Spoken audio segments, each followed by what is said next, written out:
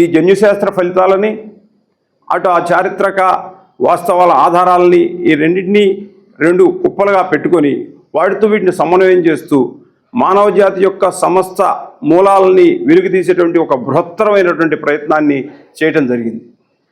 ఇది చేసేటప్పుడు మేము మా మిత్రులతో అనడం జరిగింది, ఈ పుస్తకం చదవటం, ఈ పుస్తకం రాయటం అనేది అసలు ఒక పెద్ద సాహసమైన కార్యక్రమం. రాయడం కాదు, అసలు ముందు ఈ పుస్తకం చదవటమే గొప్ప సాహసం. దీన్ని అర్థం చేసుకోవడం అంటే,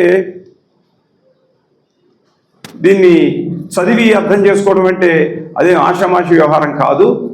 ఒకసారి శ్రీనివాస్ గారు అంటగా ఒకసారి చదివితే మాత్రం ఈ పుస్తకం అందుబట్టే రీతి లేదు.